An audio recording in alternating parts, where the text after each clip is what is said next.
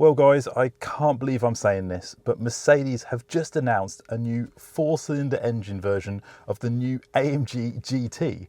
What?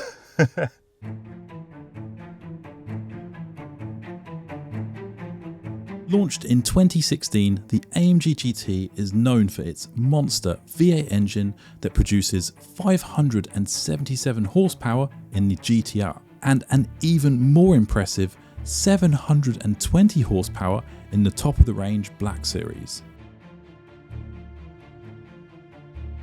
When we see the AMG GT with its huge long bonnet, we immediately think of that big V8 and satisfying grunt from the exhaust. But as you heard, something very strange is going on. You can now get the AMG GT with a 2-litre 4-cylinder engine. Meet the new AMG GT43.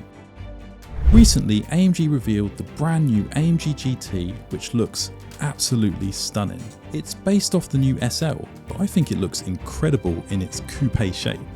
It's modern, the lines are sharper, and it reminds me a bit of a Porsche 911, which is never a bad thing. Now at first I did exactly what I bet you're doing, and I thought, this is absolutely crazy. A 4-cylinder in an AMG GT? But if I'm honest, the more I think about it, the more I think this could actually be a really fun AMG car. Now I may have gone barking mad, but please hear me out. Before we get into the 4 cylinders, I want to make it clear that the V8 is still available in the new GT. You just have to go for the 53 or 63 models. I test drove the new SL V8, which this is based on, and as you'll see here, the V8 still sounds incredible. So let's pop it into Sport Plus. We can probably...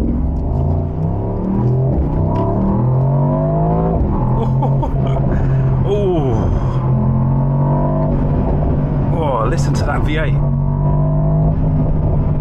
What an insane engine. No. You probably saw me fall to the back of my seat there. I wasn't quite expecting that much power. The V8 would be the choice for me every time, but I think there may be a small market for the 4-cylinder version. So jumping back to the GT43, this is of course not any old 4-cylinder engine. It's the crazy powerful handcrafted AMG engine from the CLA45s, a car that I own myself and absolutely love. The power outputs are the same here, you get 420 horsepower, but what separates this car from the CLA45s, and more importantly the V8 versions of the new GT, is that all that power is now sent to the rear wheels, which could be a lot of fun.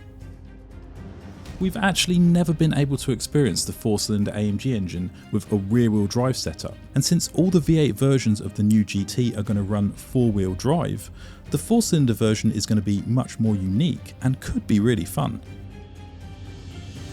The lighter engine and rear wheel should hopefully make the 43 version a very agile car, especially when driving down fun country roads. I think Mercedes are planning to market this as a very different car to the V8 versions, with a different audience. This can also be seen in the design. Compared to the V8 version, the arches are narrower and less mean, and the front end is different too. We've got a lower air intake which stretches across the width of the car, and at the back too we have a different rear bumper, and it has circular quad exhaust pipes. It should be really easy for any AMG enthusiast to spot the difference between the 43 and 63 models, which is great news if you're a top spec GT63 owner.